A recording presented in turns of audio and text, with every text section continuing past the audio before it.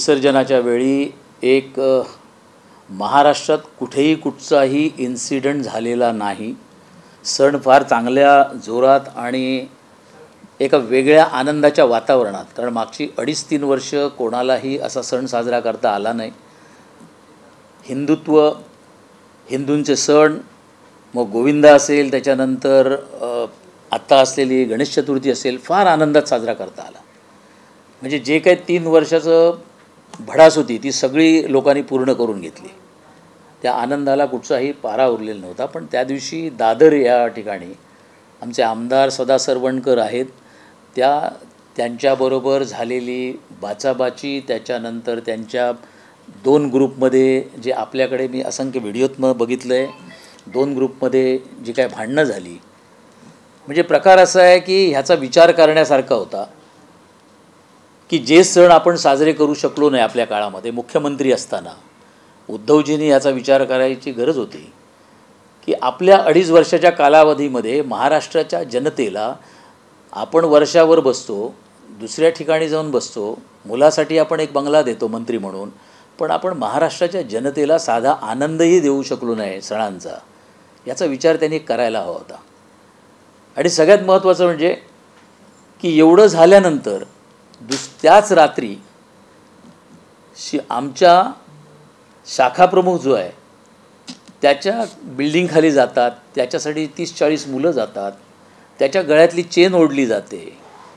मी तुमच्याकडे काय शिवसैनिक आता शिल्लक राहिलेत एका शाखा प्रमुखाला मारण्यासाठी? आणि ते पण कारण काय तर विसर्जन, गणपती विसर्जन, जी तुम्ही गणपतीची पूजा किंवा मिरवणूक कोणाला काढायला देऊ शकले नाहीत 2.5 वर्षामध्ये।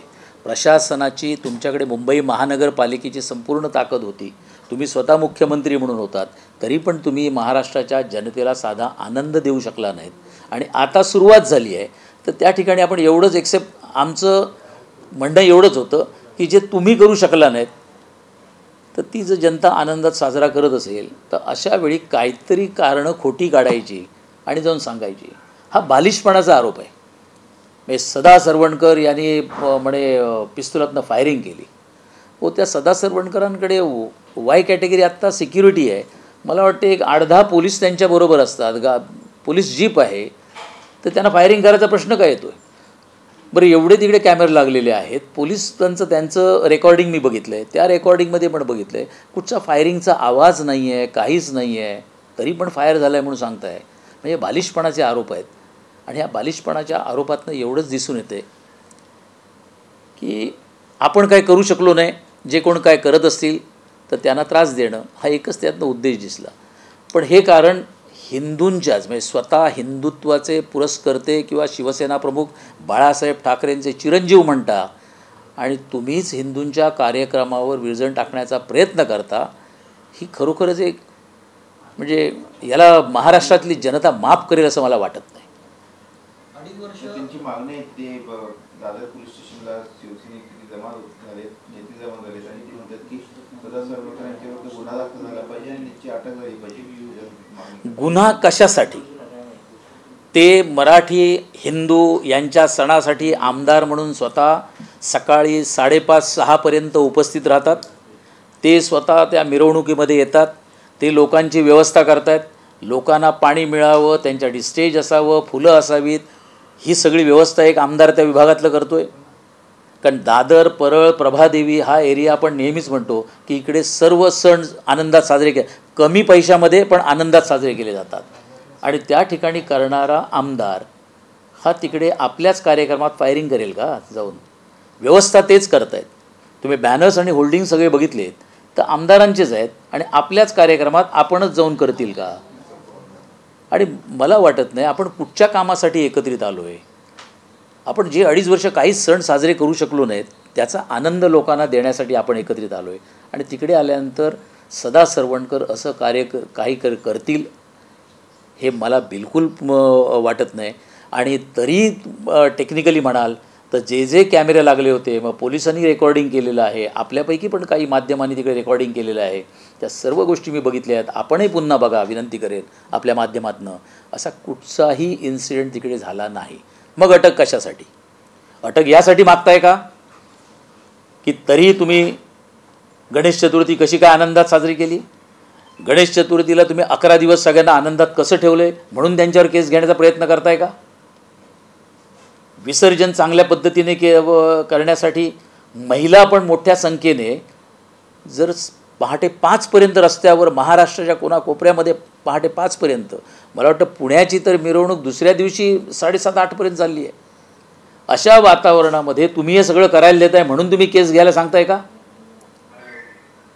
खोटं कुठचं तरी कारण काढायचं आणि ते रेटून बोलायचं, ही पद्धत म्हणून आता बंद करा. याच्यामध्ये होणार काहीच नाही, पण तुम्ही उघडे पडाल. आणि ज्या शाखा प्रमुखाची गळ्यातली चेन वगैरे जी काही चोरीला गेली ती आणून द्या ना मोठेपणाने, की हे घ्या बस झालं. आता भरपूर तुमच्याकडे ठेवलं आहे करोनामध्ये, त्यातलं तुम्ही आणून द्या त्यांना. किंवा त्या शाखा प्रमुखाची चेन आहे ती मिळाली, माझ्या एका शिवसैनिकाला, जुन्या शिवसैनिकाला मिळाली, त्याने आणून दिली, असे करून द्या पोलीस स्टेशनला आणि सांगा. 2.5 वर्ष सिंधूचे सण साजरे करताना याला सातत्याने सांगितलं जातं. मात्र आपल्याला पहिला लॉकडाऊन आठवत असेल, दुसरं लॉकडाऊन आठवत असेल, पंतप्रधानांनी लॉकडाऊन केला होता. अशा परिस्थितीत ते सण कसे साजरे करतात? बरोबर आहे.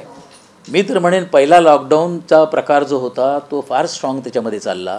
दुसऱ्या लॉकडाऊन पण प्रशासनाची ताकद तुमच्याकडे असताना काही प्रमाणामध्ये अशाही पद्धती तुम्ही देऊ शकला असतात, निर्देश तुम्हाला देता आले असते.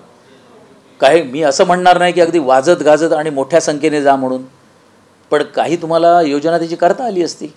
बरं तुम्ही करू शकला नाहीत. करोनामुळे करोनाला तुम्ही म्हणजे लोकांना आणखीन त्याचा प्रसार होऊ नये, आणखीन त्याच्यामध्ये बळी जाऊ नयेत लोक म्हणून तुम्ही घेतलीत. मग आता जर केलं जात असेल तर त्याच्यामध्ये सामील तर व्हा. मी तर स्पष्ट म्हणेन बघता काय सामील व्हा. पण काही निर्बंध त्यांनी ठेवले होते, म्हणजे मूर्ती कमी असणे किंवा मग जास्त लोक जमणे असे निर्बंध ठेवले होते. त्या निर्बंधावर पण आक्षेप आहेत ना? निर्बंधावर, उंचीवर, निर्बंधावर, कारण जेवढी मोठी मूर्ती तेवढी तुमची मिरवणूक मोठी होणार, त्या पद्धतीने तुम्हाला सगळं अरेंजमेंट करावी लागणार. ते निर्बंध तुम्ही सगळे आणलेत. मी म्हणेन करोनाच्या कारणामुळे तुम्ही काही निर्बंध त्याच्यावर आणले, हे फक्त महाराष्ट्र इतर ठिकाणी पण झालेत, पण काही ठिकाणी सण आणि चांगले तुम्ही साजरे केलेत. मग त्या बाबतीत मी आता बोलू नये कोणाच्या वैयक्तिक कारणावर. तुम्ही कुठचाही सण साजरा करण्यासाठी निर्बंध ठेवलेत, पण स्वतःच्या घरातल्यांचे जे तुमचे वाढदिवस आले ते कसे साजरे केले त्याचे देऊ का कॅसेट्स? त्यामध्ये निर्बंध नव्हते का? काही हॉटेलचे आपणच दाखवले माध्यमात नाहीत की लोक तुमच्याकडे मास्क लावून ह्याला जायचे, पब आणि ह्याच्यामध्ये गेलेले आहेत. मनसेच्या लोकांनी जाऊन तिकडे आंदोलन केलेलं आहे. म्हणजे जे हॉटेल्स आणि पब चालू नये म्हणून तुमचं होतं, मग निर्बंध फक्त त्याच्यावरच होते का? आणि तुमचे वाढदिवस झाले त्यावेळी तुमच्या एकेका स्वीटमध्ये हॉटेलच्या किती जण होते, किती लोकांना परवानगी होते आणि किती जण होते, हे सगळं उघड व्हायचं आहे का? म्हणजे असे असंख्य कारण आहेत.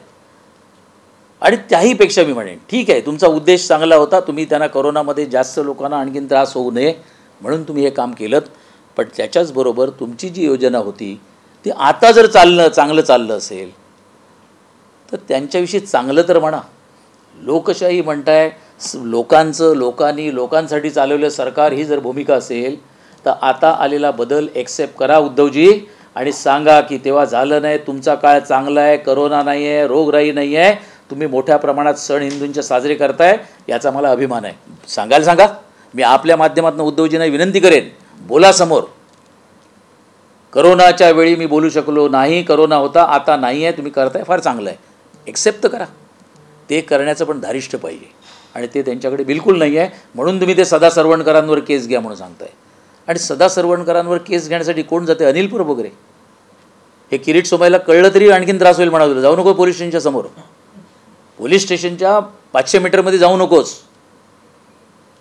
मग कोणी कोणासाठी जावं याचा पण एक काहीतरी विचार करण्यासाठी आहे. आणि करोनाच्या काळामध्ये जी भूमिका होती, माझं कुटुंब माझी जबाबदारी, मीच घरात बसणार, तुम्ही पण घरात बसा, तुमच्या घरातल्या सगळ्यांना तसेच बसवा, माझं कुटुंब माझी जबाबदारी. पण एकनाथ शिंदेसाहेब आणि फडणवीस साहेब आल्यानंतर माझा महाराष्ट्र आणि महाराष्ट्राची माझी जबाबदारी ही भूमिका आहे.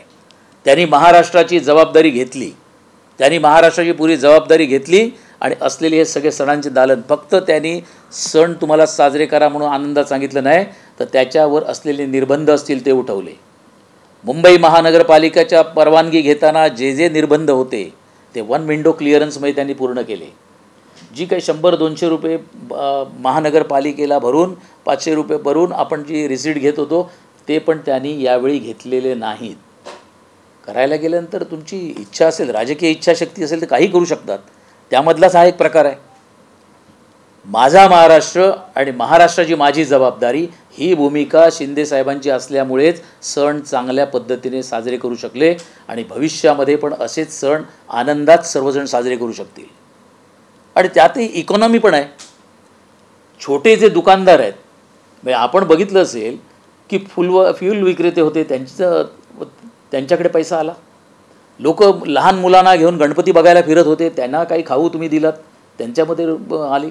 म्हणजे अर्थव्यवस्था फिरण्याची जी होती, जी अर्थव्यवस्था तुमच्या काळामध्ये अडकून पडलेली होती, ती अर्थव्यवस्था पुन्हा चालू झाली. काही लहान मुलांना मी खेळणी खरेदी करताना बघितले, ती खेळणी कदाचित 2 वर्षे गोडाऊनमध्ये पडून असतील, ती आत्ता बाहेर पडली आहेत. म्हणजे अर्थव्यवस्था जी एकीकडे खीळ बसलेली होती ती पण चालू झाली. आणि या सर्व गोष्टींचा विचार केला. एक आहे सण, दुसरी आहे तुमच्या भावना आणि तिसरी आहे तुमची अर्थव्यवस्था. आणि ही चालू करण्यामध्ये एकनाथ शिंदे साहेब, मुख्यमंत्री महाराष्ट्राचे देवेंद्र फडणवीस आणि त्यांचे सर्व मंत्री महोदय, सहकारी हे त्याच्यामध्ये यशस्वी झालेले आहेत असं मला वाटते.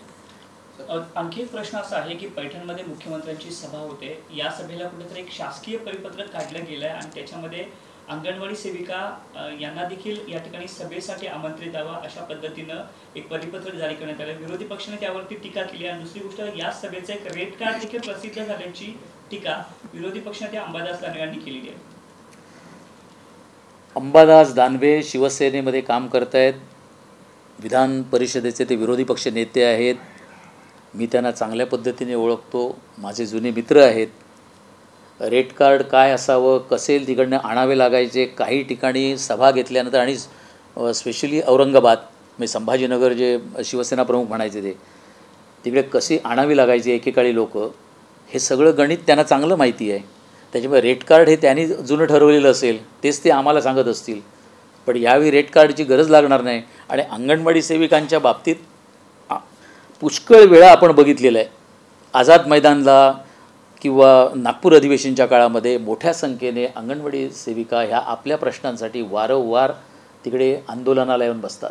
त्यांचे प्रश्न, त्यांची असलेले सर्व सरकार दरबारी पुष्कळ दिवस, वर्ष त्यांचे प्रश्न प्रलंबित आहेत. आणि ह्या प्रश्न प्रलंबित असताना सोडवण्यासाठी त्यांनी पण मला वाटतं तिकडचे आमचे मंत्री असतील, तिकडचे गटविकास अधिकारी असतील, त्यांनाही सांगितलं असेल की जर मुख्यमंत्री इकडे येणार असतील तर मुख्यमंत्र्यांना पण आम्हाला आमच्या मागण्यांचं निवेदन द्यायचं आहे. त्यांच्या ज्या संस्था आहेत, संघटना आहेत, त्यांनी कदाचित तिकडच्या अधिकाऱ्यांना जिल्हा स्तरावर आपली निवेदनं नेऊन दिली असतील आणि ते दिल्यानंतर हे निघालेलं पत्र असणार आहे. त्याने आपल्या मागण्या जर आमच्याच म्हणजे आम्ही आझाद मैदानला चर्चगेटला जाऊन बसण्यापेक्षा औरंगाबादला संभाजीनगरला जर स्वतः मुख्यमंत्री येत आहेत तर का नको आम्ही आमचं निवेदन देऊ, आमच्या मागण्या त्यांच्यासमोर देऊ. आणि तसे पण काही मुख्यमंत्र्यांच्या बाबतीत असं झालं नाही. पण एकनाथ शिंदेसाहेब महाराष्ट्राचे मुख्यमंत्री म्हणून खरोखरच नशीबवान आहे असं मी म्हणेन की प्रत्येकाला वाटतं की मी मुख्यमंत्र्यांना जाऊन भेटू शकेन, मी मुख्यमंत्र्यांना माझं निवेदन देऊ शकेन आणि मुख्यमंत्री माझं निवेदन ते घेतील. ह्याची सर्वांना शाश्वती आहे. त्याच्यातलाच हा प्रकार असेल. तुम्ही बरोबर बोललात की सगळ्यांनी एकत्रित यावं, पण जे पत्र एकात्मिक बालविकास म्हणजे गटविकास अधिकाऱ्याची सूचना वगैरे, आता अंगणवाडी आणि आशा सेविकांच्या मागण्या ज्या असतात त्या संघटना मांडतात, शासकीय अधिकारी नाही मांडत. सत्य आहे. त्यांनी ज्या आपल्या मागण्या दिल्यात त्या गटविकास अधिकारी यांच्याकडे दिल्यात, त्यांनी कलेक्टरांकडे दिल्यात. जी माझी माहिती आहे ती त्यांनी आपल्या मागण्या प्रशासनाकडे दिल्यात. प्रशासनाकडे दिल्यानंतर प्रशासनाने त्याच्यावर काढलेलं हे परिपत्रक आहे. प्रशासनाने काढलेलं परिपत्रक याला सुधारणा कदाचित होईल, कारण हे ज्या पद्धतीने काढलं आहे याचं नक्कीच आहे की ही चूक त्यांची आहे, गटविकास अधिकाऱ्याची ही चूक आहे. पण त्यांनी दिलेल्या मागण्यांच्या बाबतीत ते एवढं बोलू शकले असते, तुम्ही मला मागणीपत्र दिलेलं आहे, साहेब तिकडे येत आहेत तर तुम्ही त्यांना भेटा आणि त्यांच्याकडे हे द्या. ही मागणी त्यांची आहे. अंगणवाडी सेविकांच्या त्यांच्या ज्या संस्था आहेत त्यांची मागणी आहे. तर दसरा मेळावा संदर्भात काल शिवसेनेच्या खास शिंदे गटाच्या नेत्यांची बैठक पार पडली. नेमकं काय ठरलं आहे किंवा कशा स्वरूपात दसरा मेळावा शिंदे गट साजरा करणार? दसरा मेळावा शिवसेनेचा व्हावा याचं कारण, शिवसेना ही आम्ही आज म्हणतो आहे की शिंदे सरकार जी लीड करत आहेत, शिंदे साहेब मुख्यमंत्री म्हणून बसले, ती शिवसेना मी म्हणतो आहे. ही शिवसेना यापूर्वी शिवतीर्थावर, शिवाजी पार्कवर मोठ्या संख्येने उपस्थित राहा, विचारांचं सोनं लुटण्यासाठी मोठ्या संख्येने आणि शिस्तीने या सोनं लुटण्यासाठी, असं शिवसेना प्रमुख नेहमी आवाहन करायचे. तेच आवाहन आम्ही केले आणि ह्या पवित्र अशा शिवतीर्थावर हा मेळावा व्हावा. कारण जे शिवसेना प्रमुख जे बोलत होते त्याच सर्व गोष्टी चांगल्या पद्धतीने पुन्हा मांडता याव्यात, त्यांचे विचार मांडता यावेत. त्यांचे जे विचार होते, त्यांना जे हिंदुत्व हवं होतं, त्यांना जी मुंबई हवी होती ती मुंबई पुन्हा देता यावी अशा पद्धतीने त्यांनी मांडावेत हा विचार आहे. पण वेगवेगळ्या आपल्या माध्यमातून मी बघितलं की पवित्र अशा शिवतीर्थावर एकच नेता, एकच झेंडा, एकच हे असं जे काही ह्याच्यातनं आमच्या माजी महापौर किशोरीताई वगैरे जे बोलत आहेत ते खरोखरच एक अजीब वाटले मला. हे जे शिवतीर्थ आहे शिवाजी पार्कचं, हे पवित्र ठेवलं यांनी, याचा जबाब उद्धव ठाकरेंनी द्यावा लागेल. उद्धवजींना याच्या बाबतीत विचारा. ज्या शिवसेना प्रमुखांना कुठच्याही परिस्थितीत मी अटक करेन असं म्हणणारे भुजबळ साहेब, छगन भुजबळ साहेब, आणि खरोखरच शिवसेना प्रमुखांना इकडनं कोर्टापर्यंत जावं लागलं. कारण मला त्यावेळचा सीन आठवतोय. ट्रिजा किल्लेकर वगैरे ह्या महिला होत्या, या सर्व महिला आघाडीच्या आमच्या मातोश्रीच्या बाहेर गाडीच्या समोर झोपल्या होत्या की साहेब तुम्ही कोर्टामध्ये जाऊ नका. कारण त्यावेळी मीही गेलो होतो, माझ्याकडे आज फोटो आहे त्याचा. साहेब जेव्हा कोर्टातनं बाहेर पडले तेव्हा ज्यांनी शपथ घेतली की काही करून मी बाळासाहेब ठाकरेंना आतमध्ये टाकेन, त्याच माणसाला तुम्ही जेव्हा मुख्यमंत्री पदाची शिवतीर्थावर शपथ घेता त्याच शिवतीर्थावर भुजबळ साहेब पण शपथ घेत आहेत. हे शिवसैनिकांना पटलंय का? जे जुने शिवसैनिक असतील त्यांना हे पटलेलं नसेल. ज्या माझ्या शिवसेना प्रमुखांना, हिंदू हृदय सम्राटाला ज्यांनी आतमध्ये टाकण्याचा प्रयत्न केला, तीच व्यक्ती त्याच शिवतीर्थावर येते आणि मुख्यमंत्री उद्धव ठाकरेंनी शपथ घेतल्यानंतर शपथ घेते. हे शिवसैनिकाला पटण्यासारखं नाही, कधीही पटणार नाही. खरं म्हणाल तर उद्धवसाहेब तेव्हा त्यांना सांगू शकले असते पवारसाहेबांना, तुम्ही दुसरा कोणतरी द्या. कारण 4च मंत्र्यांनी घेतली. शिवतीर्थावर शपथ घ्यायची असेल तर दुसरं कोणतरी तुमच्या पक्षातनं द्या. पण शिवतीर्थावर भुजबळ साहेबांना जर शपथ घ्यायला दिली तर ती शिवसैनिकांना आवडणार नाही, हे तुम्ही बोलू शकला असतात. आणि जर तरीही पवारसाहेब म्हणाले नाही त्यांनाच द्यायची आहे म्हणून, तर तुम्ही सांगू शकला असतात की जर त्यांनाच शपथ तिकडे शिवतीर्थावर देणार असाल तर मी मुख्यमंत्री म्हणून शपथ घेणार नाही. कुठे तुमचा गेला मराठी बाणा, कुठे गेला ठाकरी गणा? ही काय परिस्थिती आहे? आणि त्याच्यानंतर आता शिवसेना प्रमुखांचे विचार घेऊन जर जाणारे शिंदेसाहेब असतील तर त्यांनी तिकडे मेळावा करू नये, त्यांनी तिकडे चांगले विचार मांडू नयेत, त्यांनी शिवसैनिकांना बोलू नयेत, हे करताय. म्हणजे ज्यांनी शिवसेना प्रमुखांना ज्यांनी त्रास दिला आहे त्यांचे तुम्हाला शपथी तिकडे चालू शकल्या. पण एकनाथ शिंदेसाहेब जर जाऊन तिकडे शिवसैनिकांना काय बोलणार असतील, भेटणार असतील, त्यांना काहीतरी शिवसेना प्रमुखांचे विचार सांगणार असतील. शिंदेसाहेब आजपर्यंत कधी असं बोलले नाही, हा माझा विचार आहे, ही माझी शिवसेना, असं कधी बोलले नाहीत. ते आजही म्हणत आहेत की जर असतील तर हे विचार शिवसेना प्रमुख बाळासाहेब ठाकरे, स्वर्गीय आनंदीबेन दिघे यांच्या बाबतीत त्यांचे असलेले विचार मी तुमच्यासमोर मांडतोय. ही शिवसेना त्यांच्या विचाराने पुढे नेतोय. मी तुम्हाला भुजबळ साहेबांनी घेतलेली शपथ शिवतीर्थावर चालू शकते. मी सर्व जुन्या नवीन शिवसैनिकांना आपल्या माध्यमातून विचारेन की ज्यांनी शिवसेना प्रमुख बाळासाहेब ठाकरे यांना आतमध्ये टाकण्याचा, त्यांना अटक करण्याचा, तुरुंगात टाकण्याचा प्रयत्न केला, त्यांनी घेतलेली शपथ तुम्हाला चालू शकली आहे. पण त्याच शिवसेना प्रमुखांवर प्रेम करणारा, वर्षानुवर्षे त्यांच्यासाठी काम केलेला एक शिवसैनिक एकनाथ शिंदेसाहेब तिकडे मेळावा घेत असतील तर ते तुम्हाला चालणार आहेत की तुम्हाला उद्धवजींची केलेली कृत्येही चालणार आहेत? हा सर्वात मोठा प्रश्न आहे. सर, काल नितेश राणेंनी हिंदू हृदय सम्राट म्हणून देवेंद्र फडणवीस यांना उपमा देऊन टाकली. तुम्हाला हे पटलं आहे का?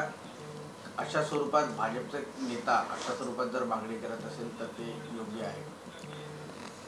प्रत्येक गोष्ट अशी झालेली आहे की आपण काही छत्रपती म्हणतो, छत्रपती शिवाजी महाराज, पण काही आजही राजघराण्यातले काही लोक आहेत, मग ते आमदार खासदार झाले, त्यांच्या ठिकाणी जेव्हा दसरा साजरा होतो त्या दसऱ्यामध्ये त्यांना पण छत्रपती म्हटलं जातं. ते छत्रपती म्हटल्यामुळे शिवाजी महाराजांचं कुठे कमीपणा होतंय का? हा प्रकार त्यांनी हिंदू हृदय सम्राट म्हटलं आहे. तसं म्हणाल तर मला आजही आठवतं आहे की हिंदू हृदय सम्राट ही ज्या दिवशी त्यांना संबोधण्यात आलं शिवसेना तेव्हा त्याच्या अगोदर एक गोष्ट वेगळी बोलली गेली होती. सत्तेसाठी 1760 आणि एकच हिंदू हृदय सम्राट. मग ते सत्तेसाठी 1760 म्हणणारे ते काँग्रेसबरोबर आणि राष्ट्रवादीबरोबर जाऊन कसे काय बसले? त्यामुळे हिंदू हृदय सम्राट ही म्हण तेवढंच पॅच नाही आहे, तो त्याच्या अगोदर पण काहीतरी आहे. आणि ते जर अगोदरचं असेल तर त्याचा विचार पण करायला हवा. त्यांनी जे म्हटलं आहे हिंदुत्वासाठी काम करणारा नेता, हिंदुत्वासाठी 18 तास 16 तास आमचे देवेंद्र फडणवीस साहेब जर काम करत असतील, त्यांनी आत्ताची सणांसाठी केलेल्या योजना त्या विषयावर पकडून त्यांनी म्हटलं असेल आमदार नितेश राणे यांनी की हिंदू हृदय सम्राट. पण त्यांना हिंदू हृदय सम्राट म्हटलं आहे म्हणून बाळासाहेबांचं हिंदू हृदय सम्राट ही पदवी कोणी काढून घेतलेली नाही. बाळासाहेबांसाठी आजही ते हिंदू हृदय सम्राटच आहेत. त्यामुळे त्यांच्या बाबतीत असं कोणी म्हणणार नाही. यांना उत्स्फूर्तपणे वाटलं, त्यांनी उत्स्फूर्तपणे म्हटले.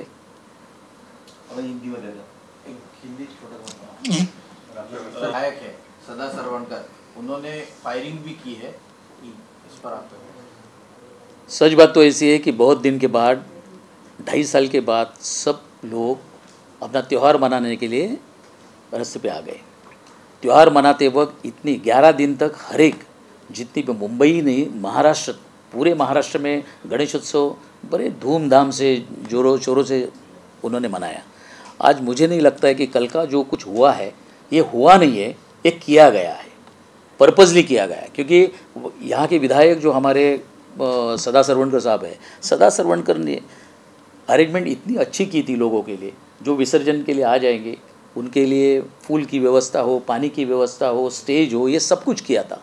और मुझे लगता है कि ये शिवसैनिक जो यहाँ के जो कुछ बचे हुए शिवसैनिक है वो लोग ये डाइजेस्ट नहीं कर पाए कि जो हमने करना चाहिए इतने सालों से हम नहीं कर पाए, वो अगर सदा सरवणकर करते हैं तो कुछ तो विघ्न लाना ही है. तो ये चीज़ की गई. और दूसरी बात, आपके पास वहाँ पर वो प्रोग्राम में बहुत सारे कैमरेज लगे हुए थे, पुलिस लोगों के भी कैमरेज थे, उन्होंने भी रिकॉर्डिंग की जो मैंने देखा है. उसमें कोई फायरिंग नहीं हुई, कोई किसी को छेड़ा नहीं गया है, किसी को हाथ नहीं लगाया गया है. बाद में सिर्फ वो जो शाखा प्रमुख हमारे हैं उसके बिल्डिंग के नीचे ये लोग 40-50 लोग गए और उसके गले की एक चेन खींच के लेके गए. तो मुझे लगता है जो कुछ त्यौहार इन्होंने जोरों शोरों में मनाए गए ये लोग डाइजेस्ट नहीं कर पाए. जो हम लोग 2.5 साल में कुछ जनता के लिए नहीं कर पाए वो अगर शिंदे साहब और फडणवीस साहब कर रहे तो उसका कुछ तो एक रीज़न मिले. उसके लिए उन्हें दादर में जो कुछ किया है बड़े गलत है. और पुलिस उसके बारे में मैं आपके माध्यम से बोलना चाहता हूँ, उसकी पूरी इंक्वायरी की जाए. इसके पीछे राज कौन है, कौन करना चाहता है, क्या करना चाहता है, उसकी इंक्वायरी की जाए, उसको पनिश किया जाए. आपने कहा कि हिंदू की त्यौहार जो है खुशी से मनाए गए, इसके कारण पेट दर्द हो रहा है और इसलिए सब किया जा रहा है. 2.5 साल से लोगों को ये कुछ दे नहीं पाए. ना मुंबई में हो, कोरोना की वजह से एक है, बट कोरोना के बाद भी उनको कुछ तो एक अरेंजमेंट कर सकते थे. मैं ये नहीं बोल रहा हूँ इतने लैविशली नहीं हो, तुम्हारे नसीब में नहीं था, चीफ मिनिस्टर करके आप बैठे, बट इतने जोरों शोरों में आप नहीं देख पाए. शिंदे साहब देख पाए, शिंदे साहब ये दिखाई दिया. कभी कभी ऐसा भी होता है, ये तकदीर की बात है. ये तकदीर की बात इसके लिए कि पंढरपुर में गए तो देखिए अजीब हम लोग को सबको महाराष्ट्र की पूरी जनता ने देश ने देखा है पूरा. पंढरपुर के लिए जाने के बाद 4 जनरेशन खड़ी थी. शिंदे साहब थे, शिंदे साहब के पिताजी थे, उनका बेटा था, उनका पोता था. 4 जनरेशन अगर साथ में लेके विठल रखुमाई का अगर दर्शन ले रहे, ये भी तो नसीब की बात है. आपके पास आपके साथ में भाई भी नहीं कोई आते. आपने कहा कि वो त्योहारों में खुशी नहीं दे पाया लेकिन खुद के परिवार के लोगों का जन्मदिन मनाया और इसी कारण ये सब बकड़ा किया जा रहा है. आज ऐसी है कि कोरोना के वक्त 2.5 साल में मैं ये नहीं बोलूँगा कि कोरोना में जो कुछ प्रिकॉशंस लेने थे सरकार ने लिए हैं, सीएम या बाकी प्रशासन उन्होंने सब कुछ रूल्स बनाए, अच्छा भी किया. उसके लिए जितनी डेथ बढ़ती थी वो उन्होंने रोकने की कोशिश की. बट उसके साथ साथ खुद के घर के जो भी अपने बेटे के खुद के ये जो कुछ फंक्शंस आपने छोटे छोटे किए, उस छोटे फंक्शंस कौन से होटल में किए हैं, बंगलों में कैसे किए हैं, उस बंगले में कितने लोग थे, वो कैसे कैसे आए थे, मास्क लगा के आते थे, मास्क लगा के ये करते थे, ये देखा है, कई वीडियोस है। ये वीडियोस अगर मैं ये नहीं कहना चाहता हूँ कि इस त्यौहार के साथ मैं उनको कंपेयर कर रहा हूँ, बट उस त्यौहार का नाम लेके आपने जो रुकावटें पैदा की थी, उसके साथ साथ आज आप करना जो चाहिए, अगर ये हुआ है, मैं इसके ऊपर ज़्यादा बहस नहीं करते वक्त इतना ही बोलूँगा, ये हुआ है, जो भी त्यौहार मनाया गया है, आप ये बड़े दिल से कह दो कि हम नहीं कर पाए, आपने किया है, ठीक है, हम आपके साथ हैं। दशहरा रैली को लेकर क्या योजना है और कहाँ पर ये रैली होगी, क्या तय किया गया है? हम लोग हमारे पदाधिकारी करके हम लोगों ने शिंदे साहब के पास रिक्वेस्ट की है, ये यहाँ पर ही शिवाजी पार्क में ही होनी चाहिए। दसरा रैली ये शिवाजी पार्क में इसके लिए होनी चाहिए कि ये शिवसेना प्रमुख बाला साहब ठाकरे जी ने चालू किया है, तो उनके विचार सुनने के लिए यहाँ पर ही आने चाहिए, यहाँ पर किया जाए, और कोशिश भी चालू है यहाँ पर ही हम लोग वो ले सके। लेकिन उद्धव जी और ये लोग कह रहे कि जो पहले आता है उनको पहले अनुमति मिलती है, तो उनका अधिकार बनता है, और वो कह रहे कि चाहे हमको अनुमति मिले ना मिले, हम यहीं पर रैली करेंगे। तो एक बार फिर विवाद, परमिशन लेना है, परमिशन लेके आपको काम करना होगा, जिसको भी लेनी है। इतना तो माहौल हो आप लोग खड़े नहीं कर सकते कि लॉ में जो कुछ लिखा है, कितनी डेसिबल की आवाज़ होनी चाहिए, कितने बजे तक चलना चाहिए, लॉ एंड ऑर्डर मेंटेन करने के लिए क्या क्या करना चाहिए, ये एक्स चीफ मिनिस्टर को मैं बोलने की ज़रूरत है ऐसा मुझे लगता नहीं है। उनको ये सब रूल्स मालूम है, फिर भी हम लोग वही करेंगे, ये चीज़ें नहीं हो सकती है।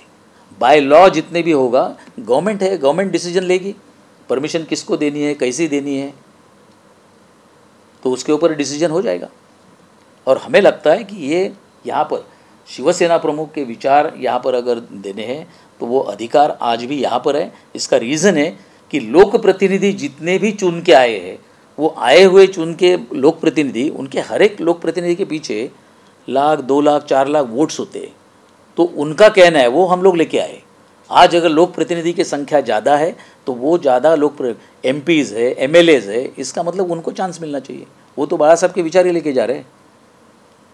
आता माहिती मिळाली की मातोश्रीवरून आदेश आला आहे, शिवसैनिकांनी दादर पोलीस स्टेशनला जावं आणि गुन्हा कोणत्याही परिस्थितीत दाखल होईल ते बघावं। सुनील शिंदे आमदार यांनी आता आरोप केला आहे की पोलिसांच्या समोर हा गोळीबार झालेला आहे आणि पोलीस बोलायला तयार नाही आहे। पोलिसांनी भूमिका स्पष्ट करावी।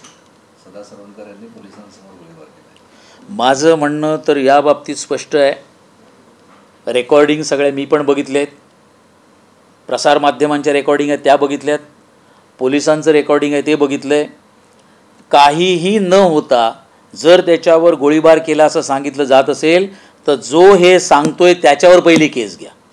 खोटं करण्यासाठी काही करून एखादा FIR घ्या, खोट्या कामांवर FIR घ्या, ही आमच्या सरकारची नीती नाही। ही जर सरकारची नीती असती तर मग राणा दाम्पत्याला आतमध्ये जावं लागलं नसतं।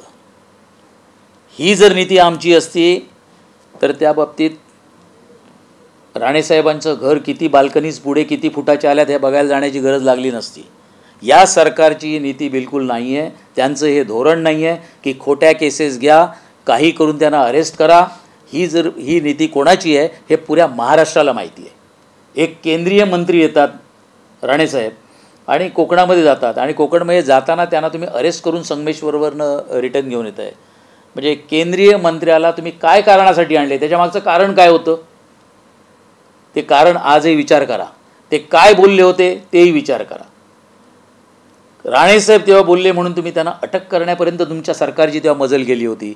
आजही तुम्ही तोच तुमचा कार्यक्रम राबवताय की खोटं करून काही करा, पण तुम्ही सदा सरवणकर यांना अरेस्ट करा।